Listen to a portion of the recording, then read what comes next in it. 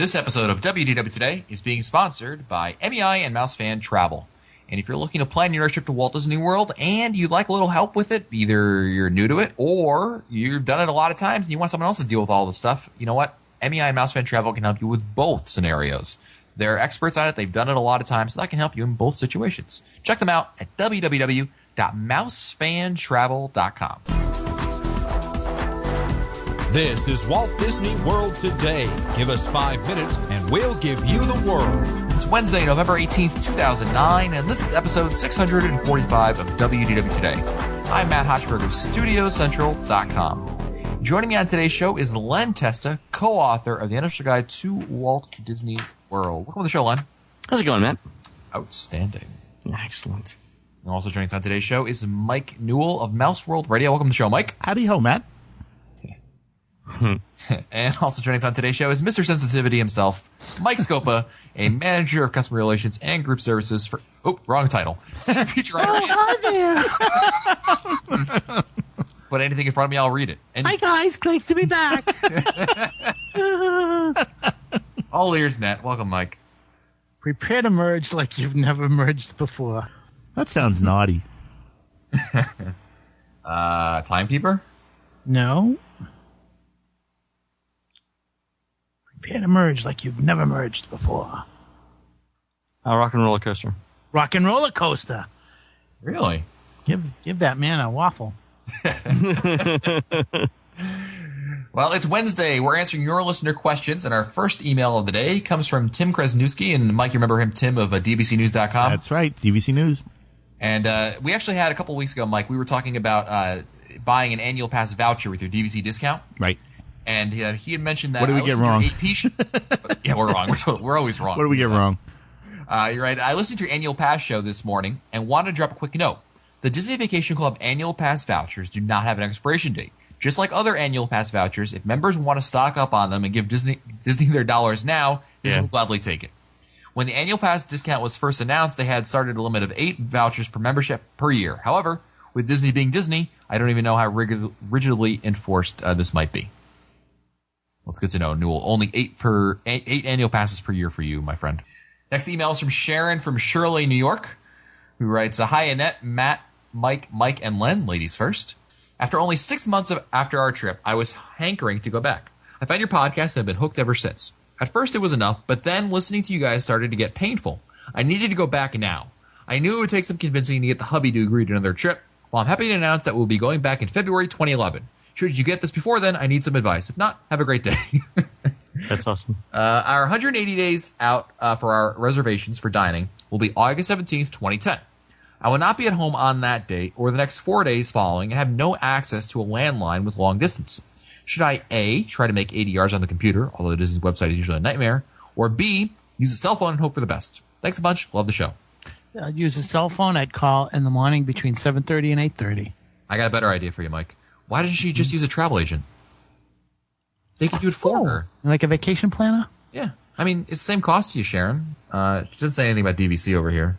That'd be the only caveat because they can't do that. But if you're going to book a trip like normal, Sharon, have a Disney travel agent handle it for you. They'll log in at 6 a.m. on your day, book your reservations for you, and that way you can enjoy being in, I don't know, where they don't have internet in New Hampshire. And Watch it. and you don't have to worry about that. That'd be my suggestion. Next email is from Mike from New York. Cool. I thought I told you. I know. Well, you seriously can't you just ask us? you don't answer my questions when I ask them. So shy. He's got so something in from shy. 2007. So good looking. He's so shy. No. Come on, just read the question. I'm dying to know what my answer is going to be. All right. Mike from Long Island, New York writes, Hi, Matt, Mike, and Len, possibly the fabulous Annette Owens. Oh, so sorry. I'm a new listener to WW Today, and I'm catching up on all the past episodes, but you guys do a great job and are very knowledgeable.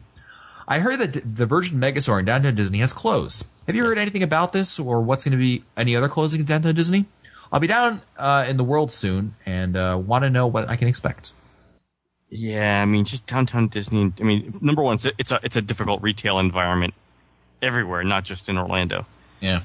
It was Virgin Megastore wasn't doing well. It's not a great location either. And I expect the retail stuff in the Disney's West Side and downtown Disney to be really soft, at least for the next year. Well, here's the real question. I mean, you have Virgin closing, you have Pleasure Island, a ghost town, really. Yeah, right. And Disney has plans on the books for that Flamingo Crossing thing over in, Yeah, but you see, they haven't. They haven't sold one property. They haven't closed on one property. Yeah, and exactly. So it's at least you got all this problems. Maybe you shouldn't be expanding. Maybe you got to put hit the pause button over there, and kind of like what they did with Pop Century, with the legendary years, and go back to Downtown Disney, get that at a better state, and then go back to it because clearly they don't have anything going on over there anyway. Or here's an idea. I don't know. Call me crazy. Focus on the theme parks. Oh, I don't know. It could be interesting theory. You're just crazy. What a radical guy. When all else fails, go with your core competency. Len, am I correct that everything's gone down since American Express White Glove service has disappeared? Is there coincidence? Coincidence? I think not. It's just it's more symbolic of the overall thinking in the parks. Exactly. Allegory. Next email is from Kevin from Lincoln, Nebraska, who writes, no question, just a comment related to a trip to the world I just got back from. Ooh. Stayed at Riverside, where I've stayed many times. Took the in-laws for their first visit. My room request was completely ignored, and they tried to put us in building 80, about the worst choice. The person at the reservation desk was able to find adjoining rooms in one of my building requests, but one of the rooms was a handicap room with a king bed.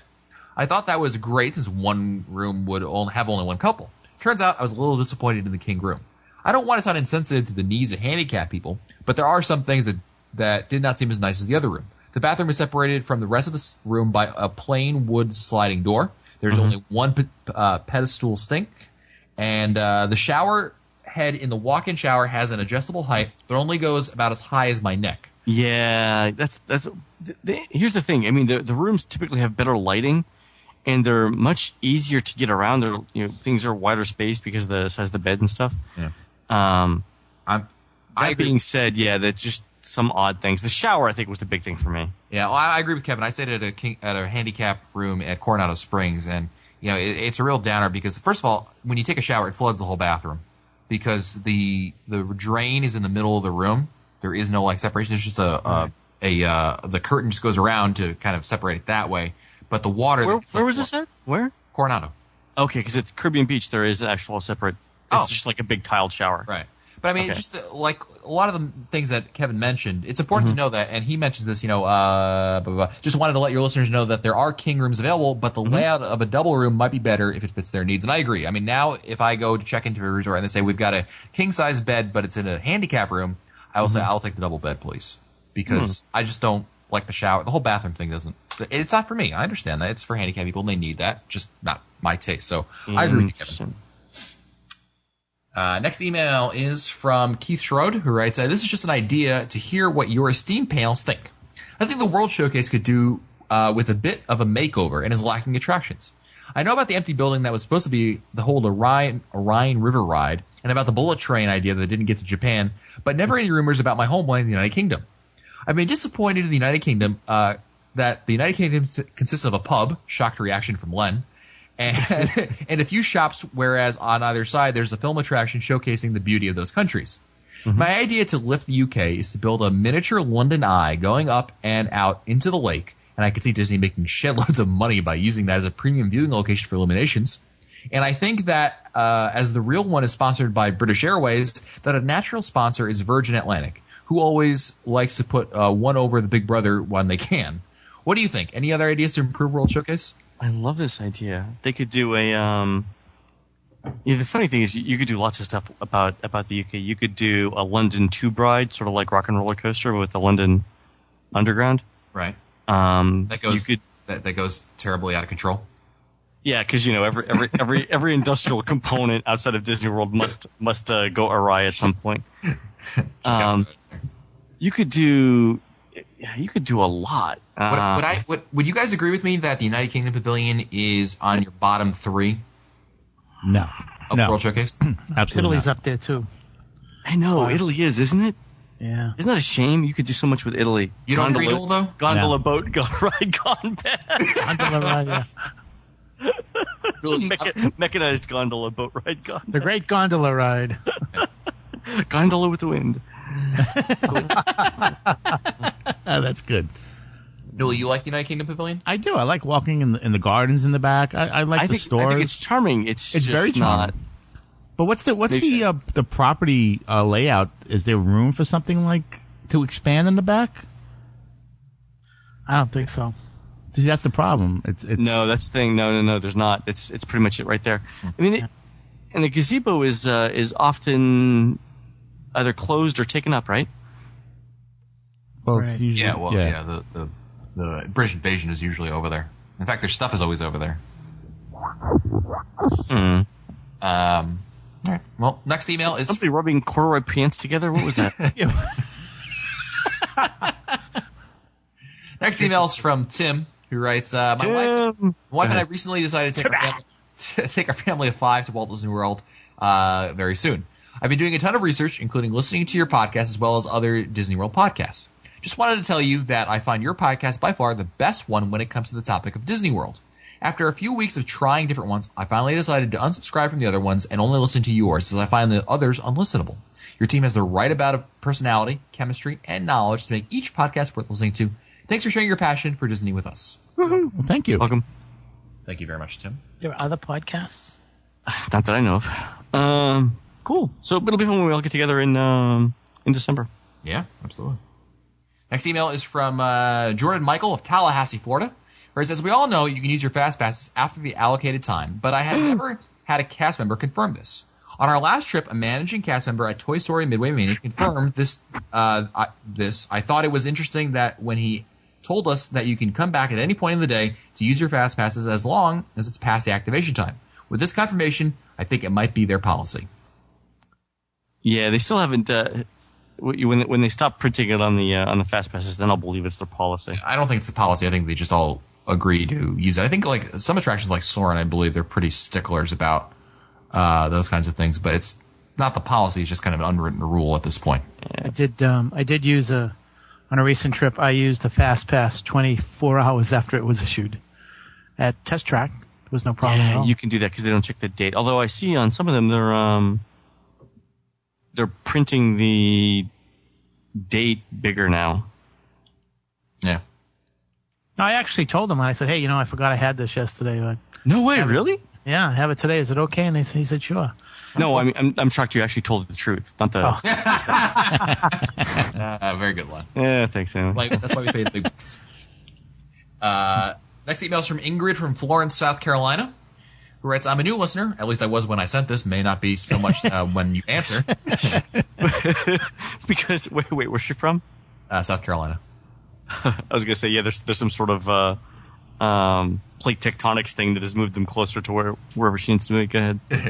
And your wonderful podcast is my new means of making mundane housework actually enjoyable. Anyway, I'm going to Walt Disney World at the end of soon with my hubby, mom-in-law, and 2 daughters, aged 6 and 20 months. Poor husband. My oldest daughter's princess in training, so we're obviously going to be doing the Bibbidi Bobbidi Boutique with her. My question concerns my toddler. I thought I heard or read somewhere that the barbershop on Main Street will do something a little special for baby's first haircut. Is that correct? Do I need to schedule that or just pop in? She also writes, "I'm not into spending big bucks on something she won't remember, but I would like something of which I can get a picture. And no, Scopa, we can't just leave her back in South Carolina, although I secretly agree with you about young children in Walt Disney World." They're all coming over to my side. Thanks for your answer. I just want to mention that I love the unofficial guide so I can get my little ding. Thank you. And Halen Rocks AC/DC is better.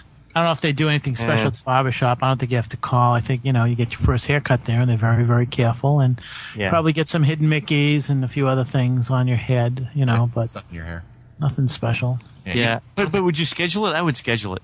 Do they take reservations? I don't know if you can. I don't think they do. I wonder if you walk in though and say, "I'd like to come back in an hour or so." Like, you can come back in an hour or so and wait online. That's here. Yeah. I don't know. Matt, Or you could just go early in the morning. go get your hair cut. That the might be deal. better. That might be Yeah. better. Go early in the morning, right? Yeah, absolutely. Plus, if they put the stuff in your hair anyway, you want to have the kids show it off for the whole day. So, makes sense. Next email is from Steven from Baton Rouge, Louisiana. Steve. Right, so my wife will be running in the marathon in January. This will be our umpteenth time going to Walt Disney World, but our first time without our 3 boys, 9, 9, and 11. Cool. We usually stay in Port Orleans Riverside because I can't stomach or really afford to pay for junior suites. We are a family of 5. In the past, we've stayed at Animal Kingdom and Beach Club Concierge 2. So I was thinking we had several options. 1, stay at the Polynesian with Concierge without the meal plan. That's 2, nice. stay at downtown Disney, maybe the Hilton, to save money, pay cash for meals. 3, stay at the Valley Resort and do the meal plan. Or 4, Swan and Dolphin, since my wife is a teacher and could get a discount. We'll probably be spending a lot of time in Epcot and Studios, and we'll get park hoppers. We will probably fly and rent a car. Also, before we get to the second question, what do you think of the options there? I'd go with Swan and Dolphin. Really. Yeah, I was thinking the same thing too, just because to save the money. I mean, you can get a really good, less than $160, $170 a night. Yeah. Walk to Epcot, take the boat to Studios. Exactly. And it's nice over there too. I agree with the that. Studios? No, Swan and Dolphin. No, yeah, okay. Let's not. Remember, Len, we had the heavenly beds? I remember, it was nice. It's nice. I'm gonna say one issue with this Polynesian idea of saying concierge without the meal plan. I think it's a common misconception. As good as the concierge is the Polynesian, it's really not. I don't think you can live off. It's not economical. Yeah, it's just that's nice. True. also. Yeah, not for 2, maybe for 4 or lovely. 6. Yeah, it's not worth it. You just. Good point. Yeah, good point. Yeah. So sounds like Swan and Dolphin. Next email is from Mike Murray of North Attleboro, Massachusetts. North Attleboro. Mike. Yes, not like those Southies from Attleboro. Right. Long-time listener, first-time writer. First off, I'm not sure if you guys are aware or not, but Disney is going to be releasing Toy Story Mania in 3D for the Nintendo Wii this year. In fact, it's awesome. Is it good? Oh my god, have you played it? I haven't played it yet. Is it really good? Or I mean, is it like after a couple of tries, it's like, all right, it's old hat? No, it is exactly like the game. It is a massive amount of fun. Cool. To me, this sounds like a great idea, but what other Walt Disney rides would you make a great video game? Wow. I love this question. That's a great question. Wow. Horizons, right, Newell? No. You just watched Horizons go by. There was a video. I had a game back a bunch of years back that I played on, I think it was on Nintendo, that was Walt Disney World. It was a racing game. Racing game. Yeah. You race cars. Was it a Mario game? No, I don't think it was Mario, but I remember racing, characters I think I was Chip and Dale and the Huey, Dewey, Louie. Like Big Thunder. And, the Haunted Mansion. Yep. Well, it's Kingdom of Hearts, but that's not really a game that's dealing with the parks. I guess Buzz Lightyear would be one that comes to mind. Yeah. I really like. I think there's a good premise for attraction based game based on the VMK premise, but not VMK was aimed at children, right? VMK, but taking it a step further and doing. I love a general adventure, or even like a roller coaster tycoon game where you could.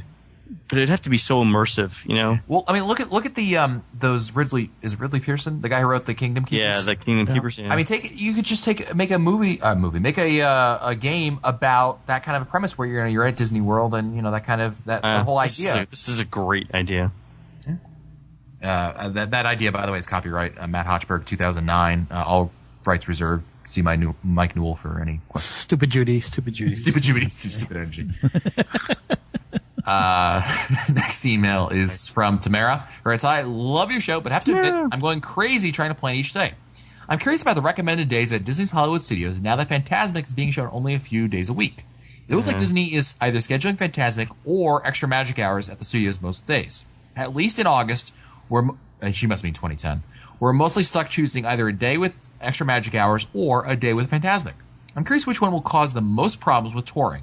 I'm inclined to think we need to get there for Extra Magic Hours and then avoid the crowds at the studios on Fantasmic days because it seems that Fantasmic is a bigger crowd draw than Extra Magic Hours. We're staying on property, so I'm thinking of forcing my kids to get up early to get to Extra Magic Hours on our Hollywood Studios days. Any insight? Matt? Is it really that much of a difference? It's a big difference. We actually adjust the crowd calendar based on when Fantasmic is shown. I would really go on an Extra Magic Hour day. So let's put it this way. Evening Extra Magic Hours do not seem to be as big a draw at the studios, either as morning Extra Magic Hours or as Fantasmic or as at other parks. Yeah. Well, look at it this way, Len. Fantasmic is an attraction that everyone can enjoy. You can bring your kids there. if you go there for extra magic hours, generally speaking, we're talking about, other than Toy Story Midway Mania, it's, it's Tower of Terror, Rock and Roller Coaster, Star Tours. I mean, there are less things to do, I think. No, you're absolutely right. And how many times have I really ever said that? Okay. Yeah, and you'll isolate that and please send that to me. Exactly. I'm going to need that for my records. So. Yeah, you're right though. I mean, I think it's true. There's especially morning extra magic hours. I mean, unless you're really riding, and even then, I mean, how many times could you really expect to get on Toy Story Mania? Yeah, especially twice. If you get 2 rides during morning extra magic hours, I mean, you've done well, right? Yeah, go play the lotto. Exactly. Next email is from Glenn Edmond of Ottawa, Ontario. Say hi to Fred for us. Glenn. Writes, great show. I really enjoy it. I wish I discovered your podcast before our first trip. Next year will be our 3rd annual trip, and I'm looking for suggestions when traveling with family members that easily get motion sick. We're staying on property with the meal plan and live hassle-free for a week. The only downside is that my wife and oldest son, 11 years old, get incredibly motion sick. It's not usually a problem on the slow-moving attractions, but the bus to and from the park is tough on them, and air sick bags get used at least 2 to 3 times per vacation. I'm assuming that they've looked into like Dramamine and those types of things, right? Yeah, that should be mentioned, obviously, as something that can help. It usually gets harder as the week goes on. On occasion, we have to have them get off the bus to take a break halfway back to our hotel. This past year, we got sick on the bus, and we had to get off at Blizzard Beach for a break while en route to Animal Kingdom. Wow. It's really hard on them. It really is. Yeah. So do you have any suggestions? Which resorts have the shortest rides to the parks? Next year, I'm considering the Polynesian. Location-wise, it seems better, and the smooth monorail may be a better option vice the buses. So we don't know if the monorail... Does the letter specifically say anything about the monorail? No. I mean, he says that might be an option, so sounds like monorail would be good. What about renting a car? I mean, I'm assuming that they don't get sick in the car at home. Well, he writes this. He says, I considered renting a car. Usually, when in the front seat of a car, my wife is fine and the windows go down with fresh air helps. Yeah. He writes, how are the parking fees for resort guests? There are none. They're free. They're free. If you're a resort guest. Yeah. Is traffic generally a hassle? No. Not on property. No, not on property. Only maybe if you're leaving right around the time that the park closes. But even then, it moves pretty good. Yeah. Well, driving put the hassle, quote unquote, back in our hassle-free vacation. No, I think most of us drive, right? Given the choice, most of us would drive. Yeah. Oh, heck yeah. I think that being in a cramped bus in the heat sometimes will make you more nauseous. I mean, it does to me. It would make me more susceptible to getting sick as opposed to being in my own car. Whereas if I need to pull over, I could pull over. If I had somebody that was a passenger that was not feeling well, you could pull over. Whereas a bus, you got to get off and. Maybe so. Yeah, I don't know. That's a tough one. Next email is from Kim Skanes of Newfoundland, Canada. Wow, a lot of Canadians. You know why? It's the exchange rate. That's right. We answer their questions faster. We get 1.5. For 1.5 Canadian questions. Kim writes, we're heading to the world in soon. Soon. for 2008 for the Olympics. And we're staying at Pop Century for the first time. My question is regarding the dining plan. Is it possible to upgrade the free dining plan to the deluxe dining plan for the first 5 nights of our stay, and the remaining nights of on a plan, the regular dining plan?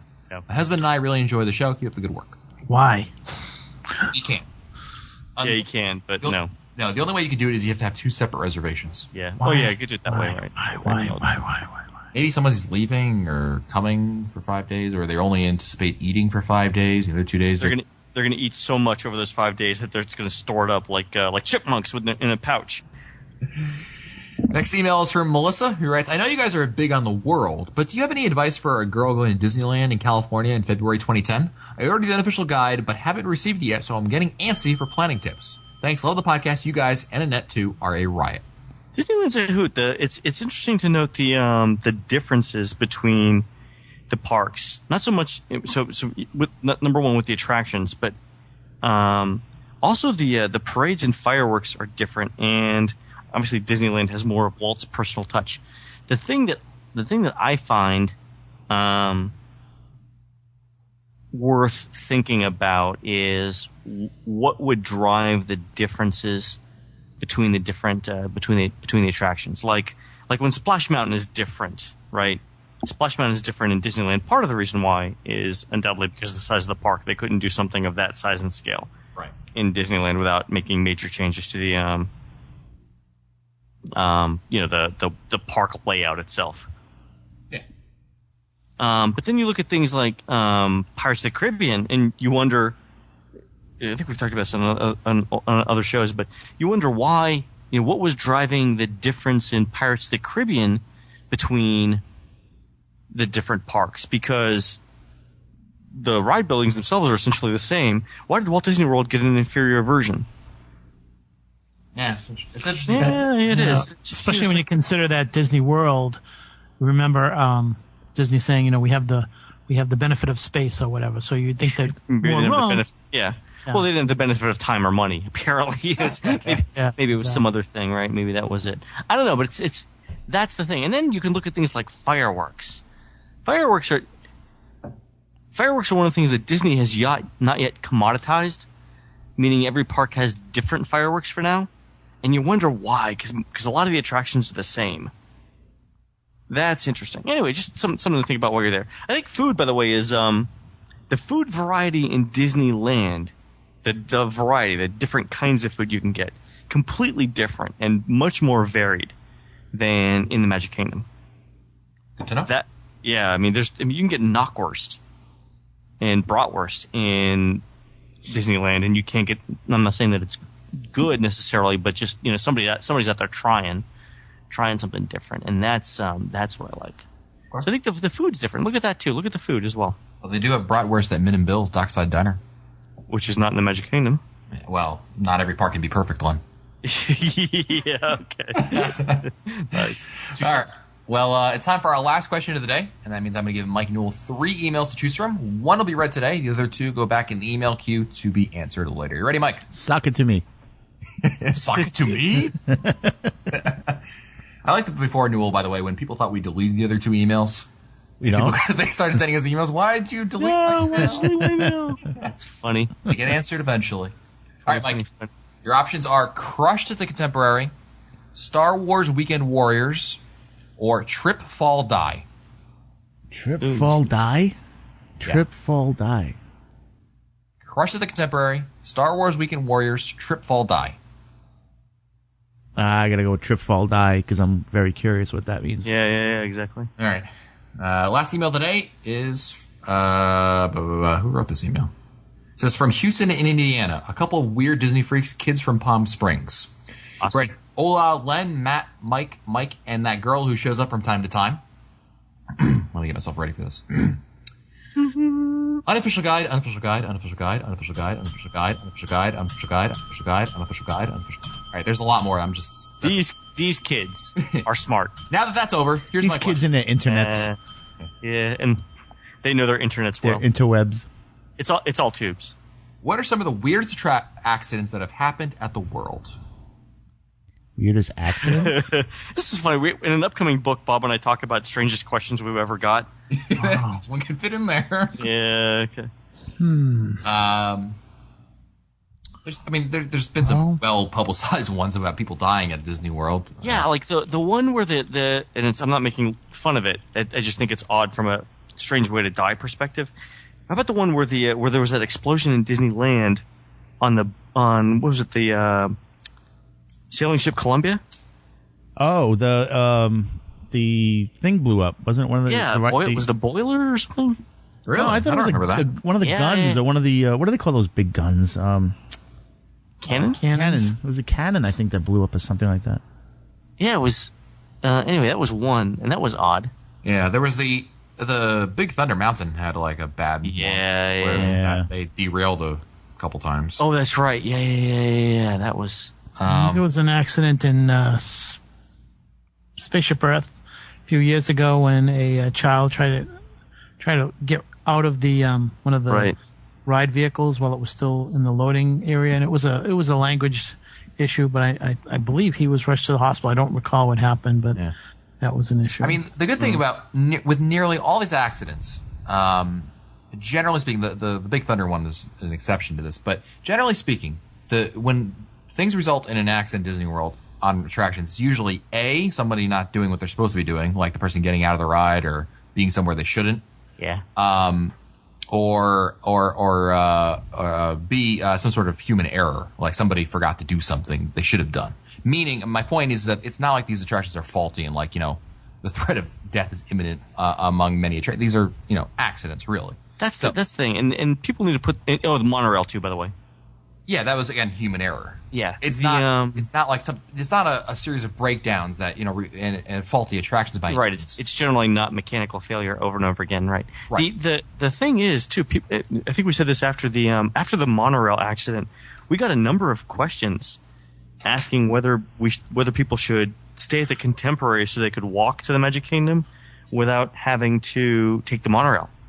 Wow. And I pointed out that, you know, if you look at, and I said, here's the thing you got to look at. It's the relative risk, right? Yeah. Your chances of dying in an auto accident in any given year, I believe, are somewhere around 1 in 40-some thousand, right? Your odds of dying in a monorail accident, the last time I checked, and I did the math, it was like 1 in 21 million. Yeah, 1 in every 37 years or whatever. I think we have to be careful about talking about that monorail accident being human error.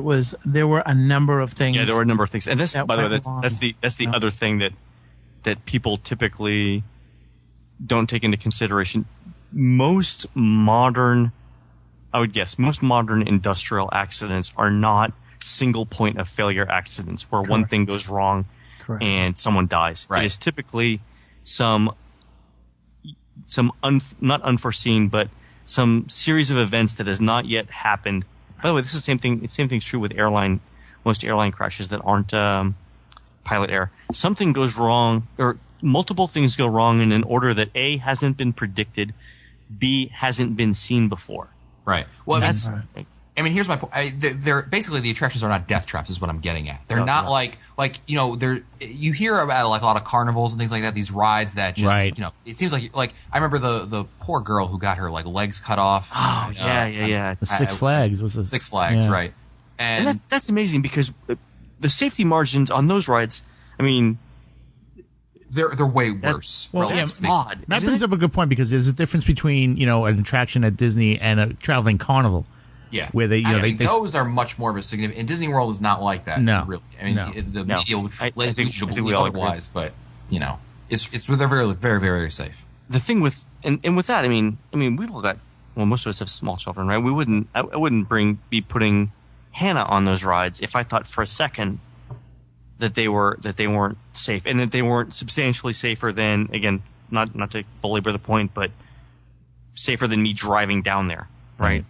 Disney's rides are statistically safer than the ride driving down there. You probably don't drive as well as you probably don't drive as safely as Disney builds attractions. That's a good point. So, you know, again, it's all relative risk.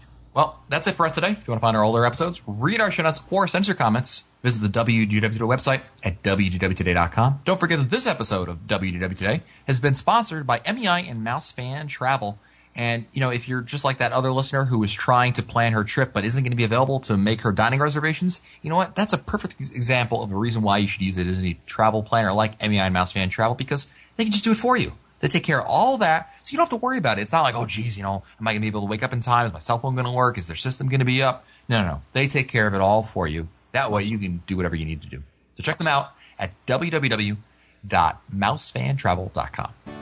For Len Testa, Mike Scopa, and Mike Newell, I'm Matt Hochberg. We'll see you on the next show. I like turtles. Stupid Judy, stupid energy. This has been a production of Mouse World Radio.